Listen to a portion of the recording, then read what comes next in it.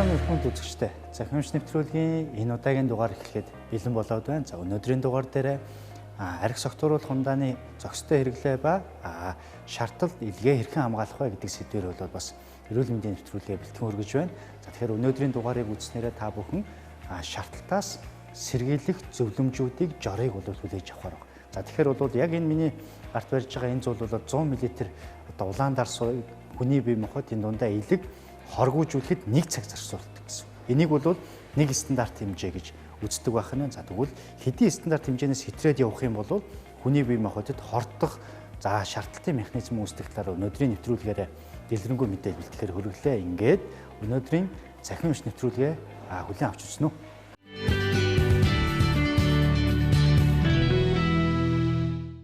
Цахим эмч хэсгүүгээр эхэлж байна. За энэ хэсгээрээ та бүхэндээ арх согтууруулах хундаа хүний бие махбодод яаж үйлчлэдгийг, за шаардлагат одоо ямархуу байдлаар үүсдгийг, илгэнд одоо ямар үйлчлэлүүд үзүүлэх талаар мэдээлэл хүргэхээр бэлдсэн байна. За тэгэхээр арх согтууруулах хундааны энэ зохистой хэрэглээ гэдэг зүйлийг ойлгохын тулд эхлээд хамгийн гол нь бол одоо стандарт хэмжээ гэдэг зүйл байдаг. За тэгэхээр стандарт хэмжээ гэж яг юу гэлдэг вэ гэхээр 1 цагийн хугацаанд хүний бие махбод илгэнд одоо тэр этанол буюу арх согтууруулах хундааг одоо хоргоожуулах чадварыг бол стандарт хэмжээ гэж, нэг стандарт хэмжээ гэж үздэг байна.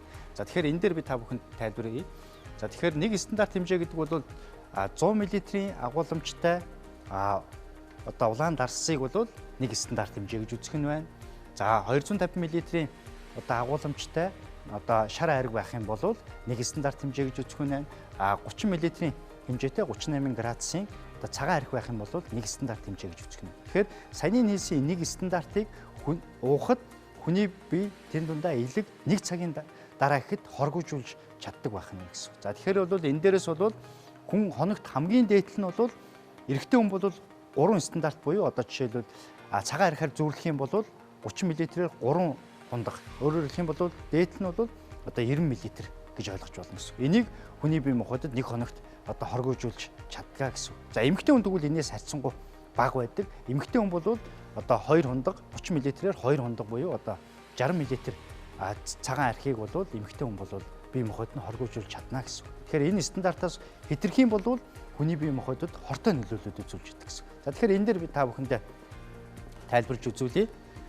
За тэгэхээр сая бол энэ хэлж байгаа шар ариг, за улаан дарс байж гин, вино байж гин. За энд бол цагаан одоо арх гэж ойлгож болно гэсэн. За тэгэхээр энэ гурван зүйл маань өнгө одоо гарал үүслийн хувьд бол тус тустай өөр боловч энд агуулж байгаа хамгийн гол зүйл бол этанол гэж одоо химийн нэгдэл агуулж байгаа. Энэ одоо согтууруулах одоо тархи мэдрэлийн тогтолцоонд нөлөөлж идэг гол зүйлүүд байж байгаа гэсэн. Тэгэхээр бол энэ бол одоо 250 мл одоо хэмжээтэй шар ариг байна. За тэгэхээр бол энэ шар аргийг 250 мл шар аргийг хүний бие махбодод 1 цагийн дараа ихэд хоргоожуулах чадвартай гэсэн.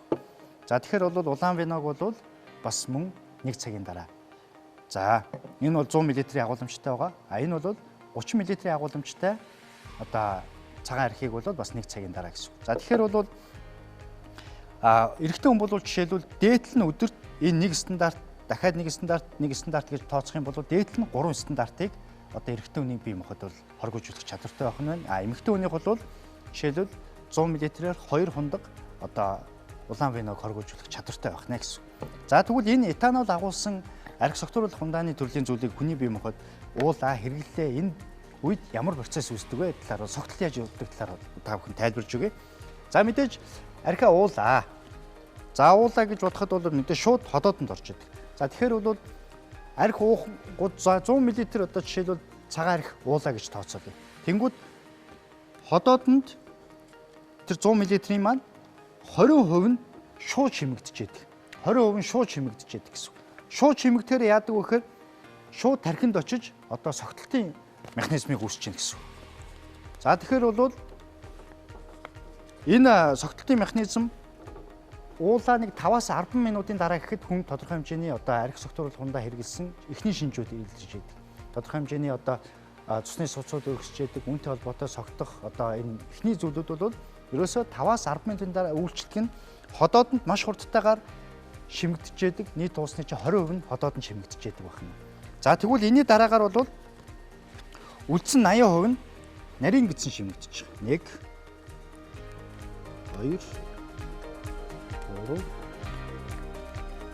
4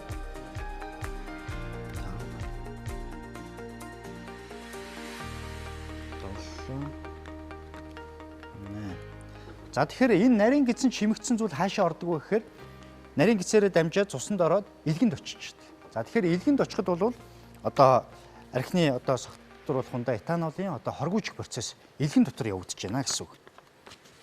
За тэгэхээр илгэнд явагдаж байдагтай холбоотой архины хордлого, шартлт гэдэг зүйлүүд бол энэ илгэнд явж байгаа хоргоожуулах механизмтай холбоотой үүсчихдээ. Тэгэхээр хүн бол архи уулаа, архи уусан одоо 100 мл архи уулаа гэхэд 5-10 минутын дараа эхний согтлын шинжүүд илэрж яадаг бол 30-аас 45 минутын дараа гэхэд бол уусан хэмжээ мөн илгээр дамжаад цуснд хамгийн өндөр хэмжээнд очиж одоо үйлчлэлд явж яадаг байна гэсэн. За тэгвэл энэ илгэнд очиод ямар хоргоожих процесс явж яадаг талаар бас энэ зурагт мэдээлэлтэй та бүхэн тайлбарж өгье. Мэдээлэл хүргэе. Энэ бол 2017 оны статистик тоо баримт байна. За их сурвалж нь бол үндэсний статистикийн хорон дээрээс гаргасан хүнсний аюулгүй байдлын статистикийн үзүүлэлт гэдэг ийм судалгаа байх нэ гэсэн. За тэгвэл энэ судалгаан дээр хэдүүлээ харъя. Саяны хэлсэн нэг хүнд ноогдох 15-аас дээш насны нэг хүнд ноогдох одоо архи согтууруулах хундааны төрөл. За тэнд дундаа архи бол нэг жилд бол нэг хүнд бол 11.7 литр одоо архи оногдож идэг байна. За тэгвэл энийг нөгөө бидний хэлээдсэн нэг стандарт хэмжээ буюу 30 мл цагаан архинд зүүрлэх одоо хөрвүүлээд үзэх юм бол энэ нь бол 390 одоо стандарт хэмжээ болж байна. Архи согтууруулах хундааныхаа бүгдийг нийлүүлээд дуусгахад бол нэг хүнд бол жилдээ 562 хэмжээний стандарт одоо хэмжээ уулт хэмжээнүүд бол ноогдож байна. Тэгэхээр энэ бол жилийн 365 хоног гэж тооцох юм бол Монгол хүнд өдөр болгон 1.5 стандарт хэмжээ оногдож байна гэсэн. Өөрөөр хэлэх юм бол 365 хоногийн 365 өдөрт нь одоо тодорхой хэмжээний архи уугаад явж байхаар ийм хэмжээний үйлдвэрлэл монголчуудын дунд бол байгаад тах нэ гэсэн. За тэгвэл энэ хэмжээний этанол гэдэг зүйл хүний бие махбодод орж ирвэл ямар процесс болох вэ гэдгийг хэдүүлээ бас энэ зурагт мэдээлэл дээр хэдүүлээ харъя. За тэгэхээр энэ этанол бидний архи гэдэг байгаа зүйл бол ерөөсөө этанол гэдэг химийн нэгдлэр нь бол энэ байж байгаа. За тэгвэл энэ химийн нэгдэл маань нийт уусан архи маань 90% нь илгэнд очиж хоргоожиж байгаа процесс явж байгаа.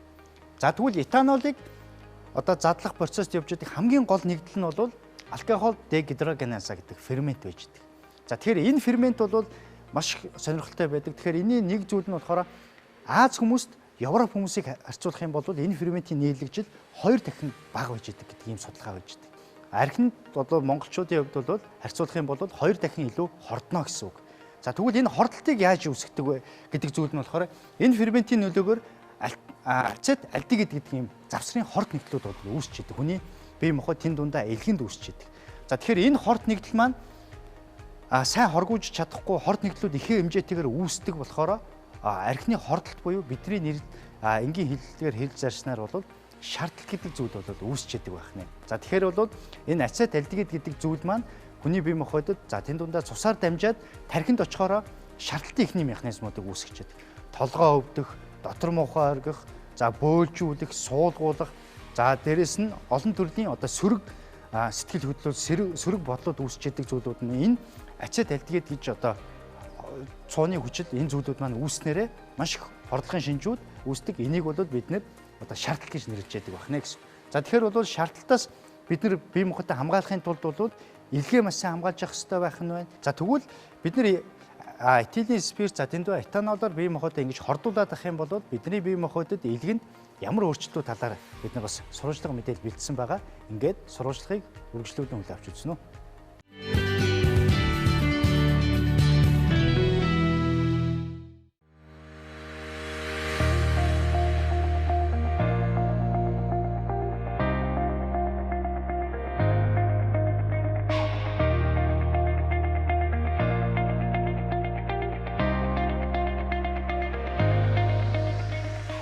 Архи уух нь муу гэж хүн болгон бид нар мэддэг. Гэхдээ яг ямар шалтгаантай ямар эмгэгөө өгж байгаа тухай бол тэр болгон мэддэг баг. Тэгэхээр энэ тухай товчхон тайлбарлая.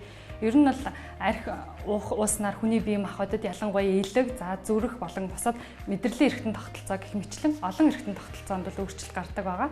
За жишээлбэл арх уух болон бусад өөх тостой хоол хүнс хэлэх хэрэглэх мөн вирусын халдвар бусад олон шалтгааны улмаас элэг өөхлөх гэдэг өвчин явагддаг. Элэг хэвийн үедээ 1500 грамм жинтэй байдаг бол элэг өөхлтийн нөлөөгөөр 3000 болон түүнээс дээш грамм жинтэй олтлоо томордог. За энэ үед болохоор элэг хэмжээгээрээ томроод цайвар цагаан өнгөтэй элэгний ирэмгүүд нь хурц өнцгтэй байдаг бол мохоо өнцгтэй болж өөрчлөгддөг байгаа.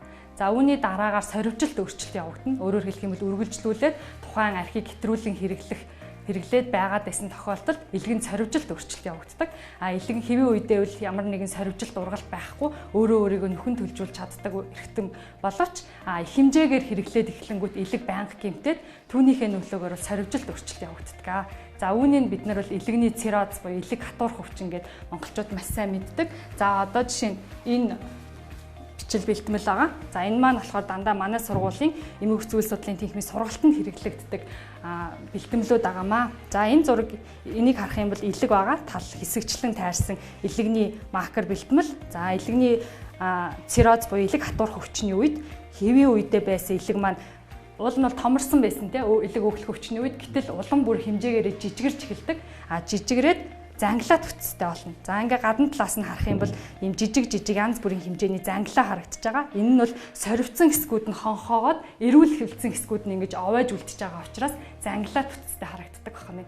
Энийг бид нэр элэг хатуурх өвчин гэж нэрлэдэг юм аа. За улмаар энэ хүн маань энэ өвчний үед ч гэсэн үргэлжлүүлэн архиа хэрэглээд авах тохиолдлуудад бидний мэддэг элэгний хавдар бас үүсдэг. Гэхдээ хавдар бол зөвхөн архинаас болно гэж болохгүй маш олон шалтгаануудын улмаас үүсдэг. Түүний нэг шалтгаан нь элэгний циррозын буюу элэг хатуурх өвчний фон дээр үүссэн хавдар байж болно. За энэ та бүхэн харж байна. Том хэмжээтэй янз бүрийн занглаа тургалтууд ахна. Энэнгээр байгаа жижиг занглаанууд нь бол циррозын занглаа.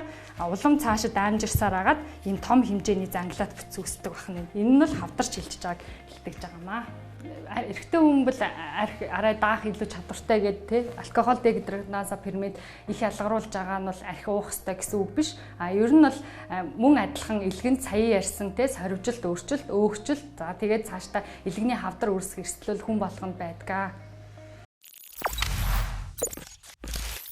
Захимч нэвтрүүлгийн ярилцлага хэсэг үгээр хэлж байна. За энэ хэсэг дээрээ шаардлага хэрхэн үүсдэг талаар за дээрэс нь архи согтууруулах хундаа бидний илгэнд ямар нөлөө байдаг талаар ярилцахаар анагаахын шинжилгээ ухааны үндэсний их сургуулийн эмгэг бүтэц үйл судлалын тэнхимийн доктор дэд профессор Батбаяр өгчтэй ярилцахаар тушнаар урьсан байна. За Батбаяр өгч энэ өдрийн мэнд хүргэе. Энэ өдрийн мэнд хүргэе. За тэгэхээр багштай ярилцах байгаа бас сэдв бол бас яг энэ баяр ёслол одоо төгсөж байгаатай холбоотойгоор ер нь архи согтууруулах хундаа хүний бие махбодод яаж нөлөөлдөг тэр талаар бас багшаас одоо мэдээлэл авахыг хүсэж байна. Тэгэхээр ер нь бидний одоо хэрэглээд байгаа архи согтууруулах хундаа маань ерөнхийдөө хүний биед яаж согтолт үүсгээд энэ тэр нь илгэнд очиж яаж нөлөөлөд байдаг вэ? Тэгэхээр одоо архины хэрэглээ гэдэг их өнөөдөр хүртэл бол судалгаа айгүй сонирхолтой хэвээрэл байгаад байгаа. Тэгсэн мөртлөө архийг одоо хэрэгэлсэн хэвээрээ байна уу хэвээрэл байна. Үйлдвэрлэж гин үйл үйлдвэрлэж байна. Муу талтай байна уу гэж яриад байдаг энэ бол иймэрхүү асуудлууд бол дуусчихгүй юм. Судалгаанч мөн дуусчихгүй. Ийм сонирхолтой зүйлийн нэг байгаамаа. Тэгэхээр архи гэдэг нь өөрөө яг юу юм бэ? Яг гарал үүслийн үед аваад үзэх юм бол архи бол өөрөө химийн бүтээгдэхүүн. Энийг бол доктор агуулгаж байгаа химийн бүтээгдэхүүнийг аваад үзэх юм бол өөрөө этанолоос тогтдог. Тийм учраас хүнсний зориултаар этанолыг бол хэрэглэж болдог гэсэн ийм зүйл бол анх бол тавигдж гарч ирсэн байдаг юм байна. Тийм учраас хүнснийхээ бүтээгдэхүүнд хүнснийхээ хэрэглээнд архийг бол хэрэглэж ирсэн ийм заншилтай байдаг юм байна. За этанолыг бол яаж гаргаж авдаг юм бэ гэдэг л асуудал байгаа. Зарим нь одоо модноос гаргаж авдаг, төмрөөс гаргаж авдаг гэх мэтлэн ийм зүйлүүд байдаг бол улс бол харилцан өөр зүйлээс гаргаж ирдэг юм. Гэхдээ энэний нэг ижил тал нь бол ерөөсөө этанол гэдэг химийн бодис гарч ирдэг дээр л бүгд ижлэх. Тэр одоо манай монголчуудын цагаан эднээс гаргаж ирж байгаа байдал байна. За энэ Азийн орнуудаас одоо Япон, Солонгос гэх мэт ийм улсууд бол цагаан будаанаас гаргаж авдаг байна. За манай энэ Оршин холбооны улс байж энэ маань бол улаан будаанаас гаргаж авдаг ийм байдлууд. Эдгээр бол ижлэхэн бүгдээрээ л энэ тэр ургамал түүхий дотор байж байгаа этанолыг нэрж гаргаж ирж байгаа л ийм л нэг л зүйлийг л бид хэрэглээд байгаа юм. Тэгэхээр бол одоо архийг бид нар ярингууд мэдээж нэг хоргоожуулах одоо шүүх гэдэг илэгтэйгээ шууд холбож ойлгодог тийм ээ. Энэ бол сайн шиг баг. Тэгэхээр яг бидний энэ хоргоожуулахын процесс гэдэг байгаа зүйл маань ерөнхийдөө ямар зүйлийг хийлээд энэ Этанол маань өөрөө арх. Этанол маань бол хүний биед орсон цагаас эхлээд бол задарч эхэлдэг гэсэн. Гэтэл энэ задалдаг фермент маань өөрөө бас их сонирхолтой юм байдаг юм байна.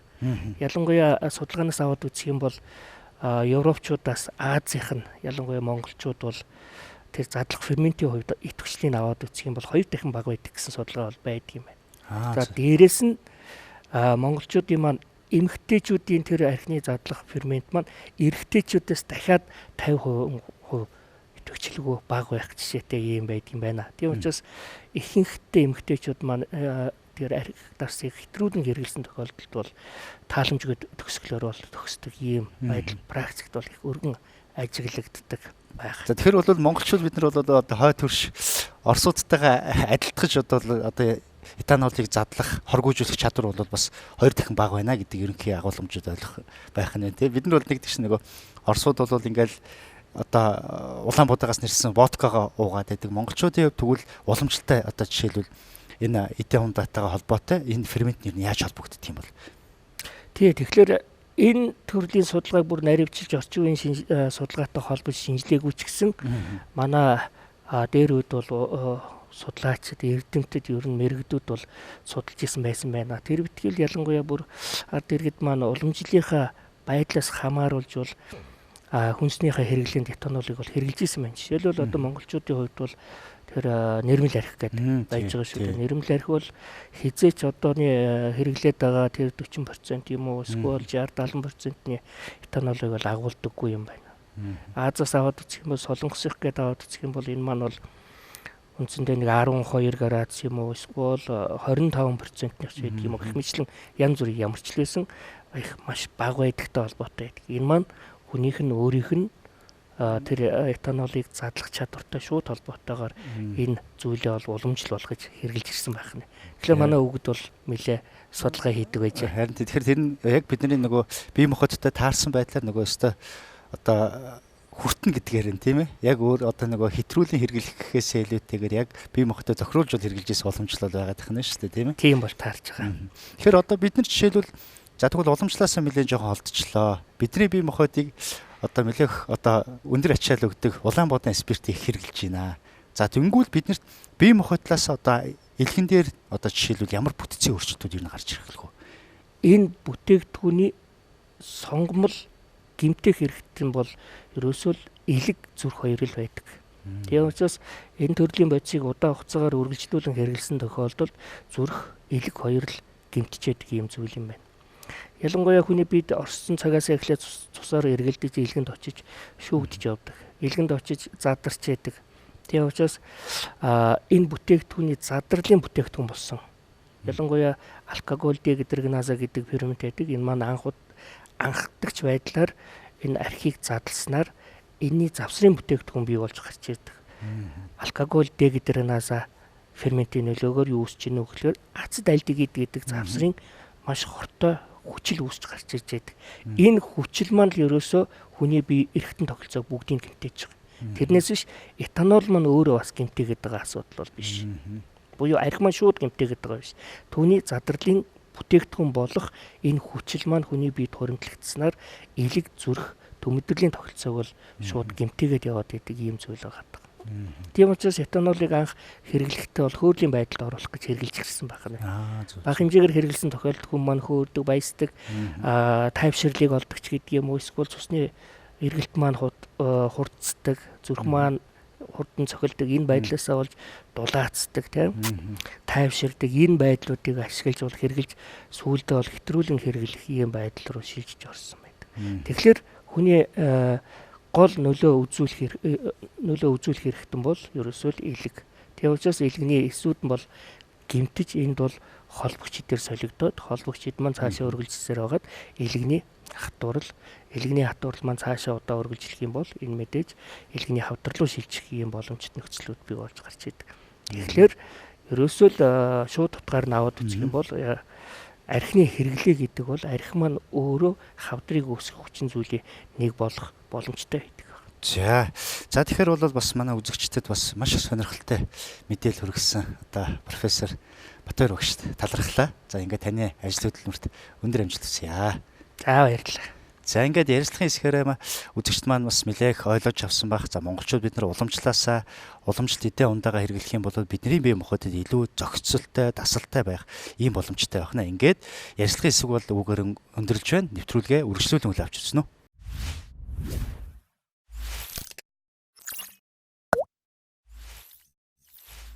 Эрүүл амьдралын хэсэг эхэлж байна. За энэ хэсгээрээ та бүхэндээ шартлал гэж яг ямар механизм юу вэ гэдэг талаар бол та бүхэндээ бол тайлбарж өгье. За тэгэхээр шартлал гэдэг бол нөгөө хэллэг нь бол архины хордлого. За тэгэхээр бол энэ бол архинд дагуулж байгаа химийн нэгдлээс хүний бие махбод тодорхой хэмжээний хордож чинь гэсэн үг. За тэгэхээр шартлалтын хувьд бол хоёр төрлийн механизм явж байдаг. Нэг нь юу гэдэг вэхээр хүний бие махбодоос ус маш ихээр гадагшилдаг. За тэгвэл энэ дээр харагдаж байна. Вино байж байна. За дээрэс нь шараа хариг байж байна. За цагаан арх тийм ээ. За тэгэхээр энэ гурван зүйлд маань гурууланд нь этанол гэж зүйл байдаг. Тэгэхээр энэ хүний бие махбод этанол ороод ирэхээр хүний бие махбодод одоо бөөрийн дэд учрахад нөлөөлөд биеэс усыг гадагшлуулах буюу шээс өөх үйлдэлтэй ийм зүйлүүдийг үүсгэж. Тэгэхээр бид нар хүмүүс бол их сайн мэддэг. За жишээлбэл пиа уусны дараа бол шээс хүрээд одоо 0 руу их гүйлгүүлэх, 0 руу их явах шинжүүд илэрж идэг нь болохоор энэний нөлөөгөөр бие махбодод байж байгаа усыг гадагшлуулж идэг байна. За энийг усыг гадагшилж явах үед бол ус ганцаархнаа гадагшилдгүй хүний биед зайлшгүй шаардлагатай кали, магний, кальц гэдэг ерөөсө бүх төрлийн эрдэсүүд давхар гадагшилж идэгтэй холбоотой. За тэгэхээр энэтэй холбоотой эхний шинжүүд бол илэрч идэг. Энэ юу гэдэг вэхээр ам хатах, за дээрэс нь бол дотор муухай оргих зэрэг энэ шинжүүд бол энэ ус гадагшилттай холбоотой, за дээрэс нь эрдэсүүд гадагшилттай холбоотой үүсч идэг байна. Тэгэхээр хүний бие махбод бол ус гүйчих процесс одоо шаардлагатай үед бол явж идэг байна. За тэгэхээр бол энэ дээр хэлэхэд бол нэг жишээл 100 мл-тэй нэг хундаг виног уухад хүний бие махбодоос яг энэ хэмжээний 4 дахин их усыг хүний бие махбодоос бол хөөж гаргаж идэг байна гэсэн.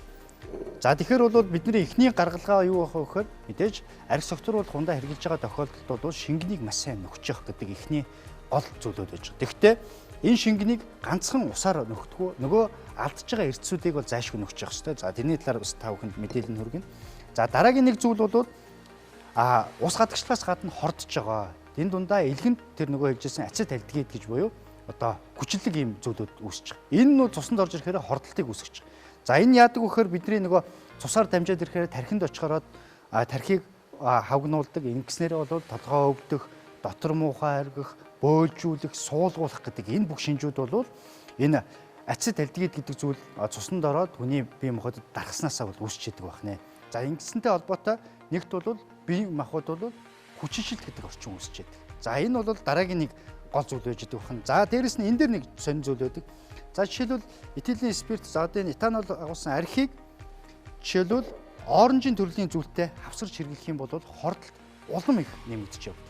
Өөрөөр хэлэх юм бол архийг хэрэглэлээ. За дээрэс нь одоо жүржин шүүх суух юм бол хордолт 2 дахин илүү явагдаж байдаг гэсэн. Хоорондоо эдгээр маань нэгдэхээр маш хүчтэй хорт нэгдлүүдийг бол бас давхар үүсгэж явж байдаг гэсэн. За тэгэхээр бол ингэж хооронд нь бол хавсруулж бас хэрэгжилж болохгүй байгаа дах нь байна.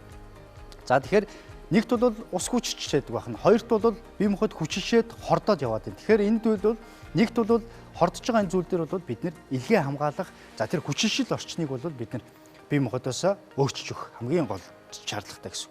За тэгэхээр энэ дээр та бүхэндээ бас нэг жор бэлдсэн байгаа. Жор танилцуулах гэж байна. Тэгэхээр юу вэ гэхээр нэгт бол нэг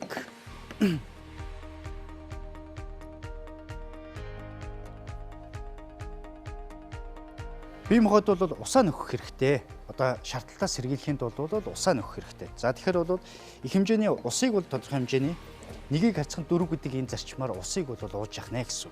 За тэгвэл дан ус уугаад байж болохгүй нэ. Тэгэхээр бол энд бол усаар дамжуулж бид нэр одоо орчныг өөрчлөх гэдэг. Нөгөө хэлээд байгаа бие махбод маань тэр жигтэй хүчлэг орчин болчиход байгаа энэ зүйлийг усаар дамжуул шүтлэг болгох гэдэг. За тэхийн тулд бол энэ усанда тодорхой хэмжээний лимонтой усаар усыг хийж өгөх хэрэгтэй гэсэн.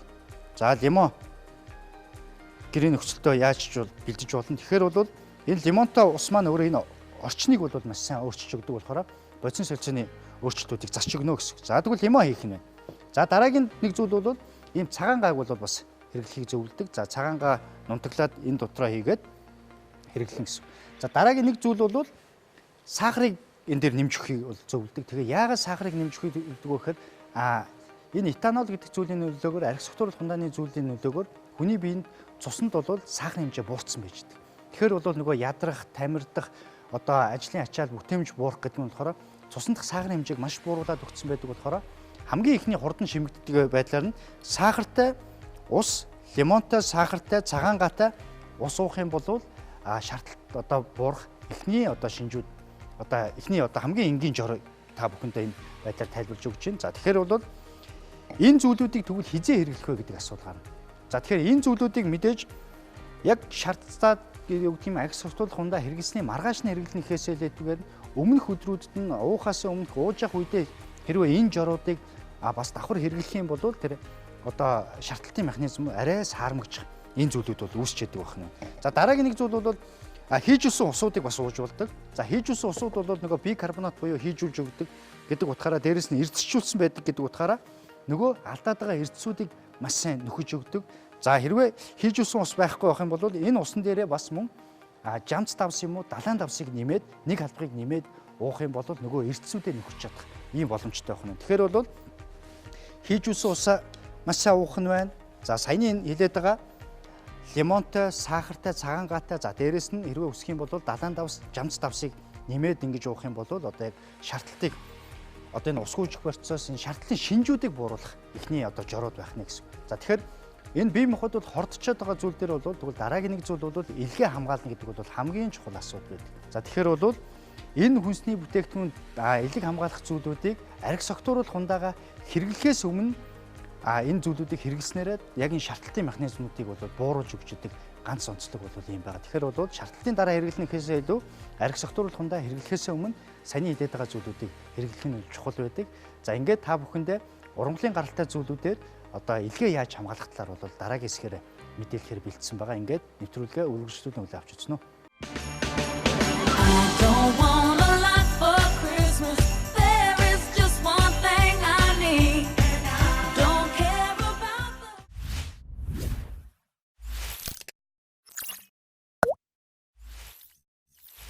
Захимж нэвтрүүлгийн эрүүл амьдрал хэсэг үгээр эхэлж байна. За энэ хэсэгтээ та бүхэндээ Party Smart бэлтгэмжийн талаар бол мэдээлэл өгөхөөр Захир Зүмэр компани менежер хүний эмч Цэцэг Долгор хүрэлцэн ирсэн байгаа. За танд энэ өдрийн мэнд хүргэе. Сайн байна уу, энэ өдрийн мэнд хүргэе. За тэгэхээр хоёулангийн өнөөдөр бас энэ танилцуулах гэж байгаа Party Smart гэдэг их гоё нэртэй байна те. Одоо ухаалаг одоо баяр цэнгүүн гэж орчуулж болох байх тийм ээ. Тэгэхээр энэ ер нь ямар бэлтгэл байна? Энэний талаар хоёлаа бас үзэгчтэй мэдээлэл өгье. За Party Smart бүтээгдэхүүн маань 100% ургамлын найдвартай 6 төрлийн ургамлыг агуулдаг юм бүтээгдэхүүн байгаа. Энтгийн Химладраг гэдэг компани бүтээгдэхүүн. Энтгийн Химлаг компаниг бол цистон, лифтэй хоёр гих зэрэг имээр нь бол манай монголчууд маш сайн мэддэг. За Party Smart-ийн маань гол үйлдэл нь юу вэ гэхээр илгийг хамгаалах, согтууруулах хундаа хэрэглэх үед илгэний үйл ажиллагааг дэмжих ийм үйлдэл үзүүлдэг бэлтгэл байгаа. За тэгэхээр мэдээж хүн бол баяр ёслолын үеэр тодорхой хэмжээний согтууруулах хундааны зүйлсүүд хэрэглэдэг. Тэгэхээр бол хамгийн гол нь одоо ухаалаг яаж баяраа тэмдэглэх вэ гэдгийг ярих гэдэг шүү дээ. Тэгэхээр одоо бидний хувьд бол мэдээж согтууруулах хундааны стандарт хэмжээнээс бол хэтрүүлэн хэрэглээд идэх тохиолдол байгаа.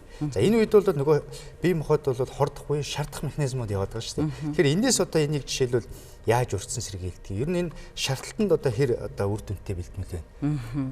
Эхлээд шаардталтын талаар товчхон ярилцъя тийм ээ. За шаардталт гэдэг маань ерөнхийдөө согтууруулах хундаа хэрэглэсэн тохиолдолд этилийн спирт маань илгэнд очиж задраад ацетальдегид гэдэг завсрын бүтээгдэхүүнийг үүсгэдэг. Энэ ацетальдегид маань илгийг хордуулж, илгийг гэмтэх нөлөө үзүүлэхээс гадна шаардталтын нөлөөнүүдийг бол үзүүлдэг. Тэгэхээр шаардталт гэхээр хүмүүс сайн мэдчихэл байгаа л да тийм. Толгой, дотор мухаарах, өдөржингөө ажлын чадвар буурах, хоолунд нь дургу болох гэх мэтчлэн ийм завиурууд илэрдэг. Party Smart-ийн тухайд бол энэ бүтээгдэхүүний найрлагад агуулгадж байгаа ургамлууд нь, эмийн ургамлууд нь ацетальдегид үүсэлтийг бол ацетальдегидийн задралыг бол хурцсгаж өгдөг.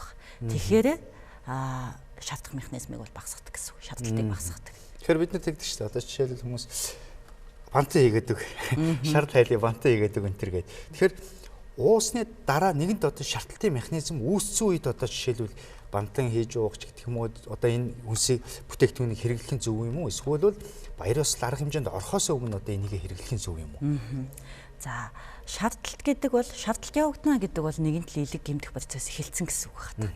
Тийм учраас уг бүтээгдэхүүнийг бол согтууруулах хундааны эхний хундагыг уухаас өмнө 30-40 минутын өмнө бол 2 капсулыг ууж хэрэглэнэ. Тэгснээрээ илгийн маань хамгаална, шартлт үүсгэхээс сэргийлнэ. Тийм үйлдэл үзүүлнэ гэсэн үг. За тэгэхээр бол бас үзэгчд маань бас харж байгаа. Ер нь аливаа баяр ёслол төр согтууруулах хундааны зүйлс хэрэглэхээс өмнө 2 капсулыг. Ингээд эн чинь ийм хайрцагын дотроо нэг ийм хайрцагын дотроо 5 капсултай юм байна тий. Тэгэхээр арга хэмжээнд орохоос өмнө жишээлбэл 2-ыг уучих нь. Тий, 2 капсулыг уухад л таны илгийг хамгаалж өгнө. Илгийг хамгаалж өгөх нь за маргааш нь бол нөгөө одоо тэр хорт нэгдэл түүний бие махбод л одоо хордож байгаа илэрлийг бол бид шаардлага гэдэг байгаа шүү дээ. Тэр механизм бол буурж өгөх нь тийм ээ. Хоёрт бол одоо нэг бас юм хүмүүсийн юм яригдаад. Жишээлбэл иймэрхүү илэг хамгаалдаг бэлтгэл хэрэглэчихээр согтохгүй байж байжсна гинт одоо тасрал унчлаа ч гэх юм нэг иймэрхүү иргэд дунд ярих зүйлүүд бол бас хоорондоо ярилцах зүйлүүд байгаа. Тэгэхээр энэ одоо жишээлбэл тийм нөлөө байдаг юмгүй юу? За парти смартын тухайд бол согтолтонд нөлөөлөхгүй. Яагаад гэхээр согтолт гэдэг маань бол тархинд явагдаж байгаа процесс байна. Парти смарт тархинд ямар нэгэн нөлөө үзүүлэхгүй гэсэн үг. Харин шартлт бол илгэний үйл ажиллагаа алдагдсантай холбоотой үүсэж байгаа, илгэнд хордох нөлөө явж байгаатай үүсэж байгаа процесс учраас парти смарт зөвхөн илгийг хамгаалж өгдөг. Согтолт бол сэтгэл зүйтэй холбоотой. Яг зөв тийм ээ. Тэгэхээр бол бас хамгийн гол нь энийг одоо хэрэглэснээрээ бид нэр илэг бол өөрөө дүлий гэж ярьдаг шүү дээ. Тийм ээ. Шууд завьөр өгөхгүй ч гэсэн энд бол маш их одоо хордлтын механизм явж байгаа. Тэгэхээр энийгээр бол хамгаалах хэрэгтэй байх нь.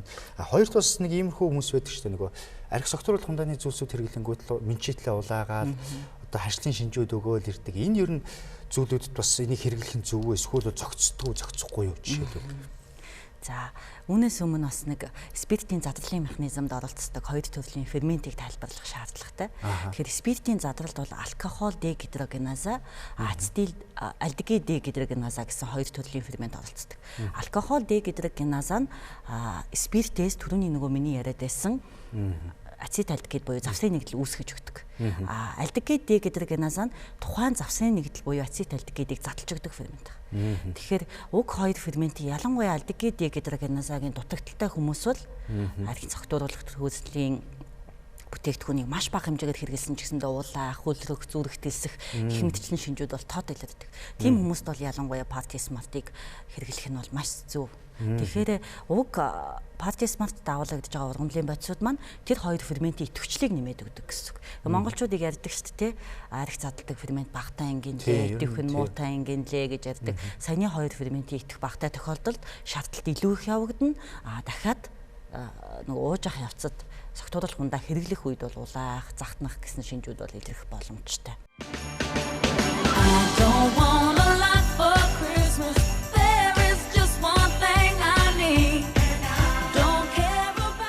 Хэрвээ шууд ингээл согтууруулах хундаа хэрэглэхэд одоо улаачдаг саяны энэ хордлогын одоо мэдрэг юм шинжүүд илэрж байгаа хүмүүс бол бас энийг уучихад бол саяны тэр ферментийг идэвхжүүлж өгнө шүү дээ тийм ээ. Ферментийн идэвхийг нэмэгдүүлж өгснөөрөө илгийн хордож байгаа процессыг л багасгаж өгнө гэсэн үг.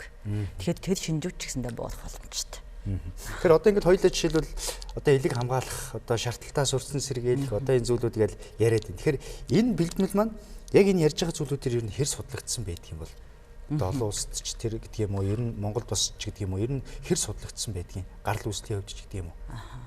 Парти смартыг анх Хямлаа драг компани 2005 оноос хойш үйлдвэрлэж эхэлсэн. Тэгэхдээ маш олон төрлийн судалгаануудыг хийсэн. Эхлээд бол нөгөө харах, туулаа гэх мэтчлэн нөгөө туршилтын амьтад дээр судалгаа хийж байгаа. Дараа нь бол эмнэлзийн судалгаануудыг хийхэд үр дүнтэй нь бол батлагдчихсан байгаа. Зөв. Тэгэхээр бол бас өнөөдөр та бүхэндээ бас гол нь танилцуулж байгаа нь мэдээж арх согтууруулах хундааны төрлийн зүйлүүдийг ямар нэгэн баяр ёслолоор ороод хэрэглэх одоо зайлшгүй шаардлага гарч байгаа бол нэгт бол илгээ хамгаалах ёстой. Хамгийн гол нь бол стандарт хэмжээ гэдгийн талаар бол бас өмнөх хэсгүүдэд та бүхэндээ тайлбарж өгсөн. Стандарт хэмжээнээс хэтэрж байгаа тохиолдолд бол хүссэн ч эсвэлсэн ч таны илэг бол маш их ачаал авдаг илэг бол гэмтэх механизм үүсч идэг. Тэгэхээр бол нэгэнт одоо стандарт хэмжээнээс хэтрүүлэн хэрэгжилж байгаа тохиолдолд бол зайлшгүй бас ийм урамлын гаралтай гэдгээр бас онцлог байгаа тийм ээ.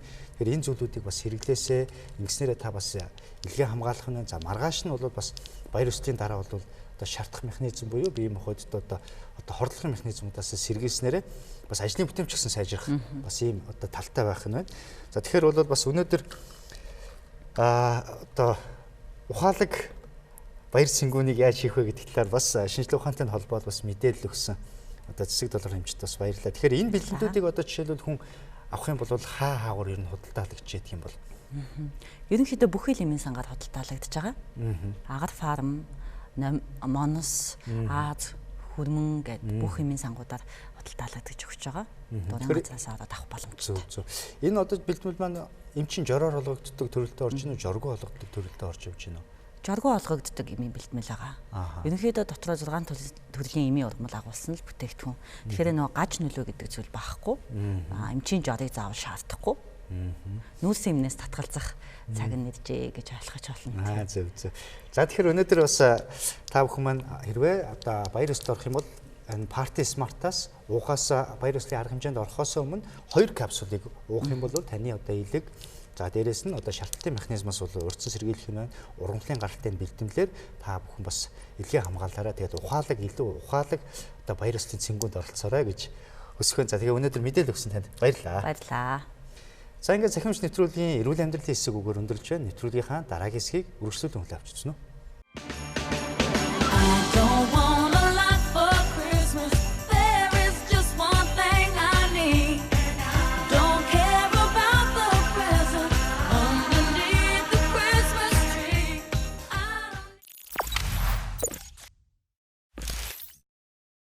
Зөвлөм хэсэг үгээр эхэлж байна. За өнөөдрийн дугаар дээр арх согтууруулах хундаа ба шаардлагатай сэдвээр та бүхэнд эрүүл мэндийн нэвтрүүлгээ бэлтгэн хүргэлээ. За тэгэхээр өнөөдрийн сэдвээ багцлаад мэдээлэл дүгнэлт хэлэхэд бол стандарт хэмжээ гэж байдаг. За энэ стандарт хэмжээ гэдэг маань нэг стандарт хэмжээ гэдэг маань этанол буюу архийг хүний бие махбод тэн дундаа илэг нэг цагийн дотор хоргоожуулах чадварыг бол нэг стандарт гэж нэрлэдэг байх нь байна.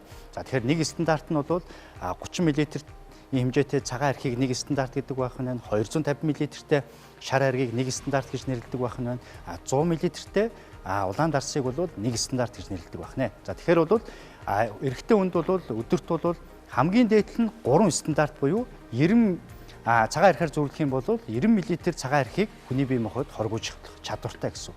За эмэгтэй хүн бол арай бага байдаг. Өөрөөр хэлэх юм бол 60 мл цагаан архи буюу 2 стандартыг эмэгтэй хүн бол хоргоожуулах бие махбодын чадвартай байдаг бахан. За энэс илүү их хэмжээгээр хэрэглэх юм бол бие махбодод архины хордлогын шинжүүд буюу шаардах одоо үндсэн одоо механизмууд бол ажиллаж эхэлж байдаг байна гэсэн. За тэгэхээр бол хүний бие махбодод бол этанол буюу архи согтууруулах бодисд одоо задлахад бол алкогол дегидрогеназа гэдэг фермент маш чухал үүрэгтэй байдаг. За тэгэхээр бол энэ фермент бол Аз хүмүүсийн дундаа Монгол хүмүүсийн дунд бол Европ хүмүүстэй харьцуулах юм бол 2 дахин дутмагшилтай байж байгаа байна. Тэгэхээр бол Европ хүмүүстэй харьцуулах юм бол Монгол хүмүүс архины хордлогод орох эрсдэл нь бол 2 дахин өндөр байх нэ гэсэн. Тэгэхээр бол энэ хэмжээнээс түрүүний хэлсэн стандарт хэмжээнээс аль болох хэтрүүлэхгүй хэрэглэх нь хамгийн одоо эрүүл мэндэд анхаарч байгаа нэг чухал зүйл байх нэ гэсэн.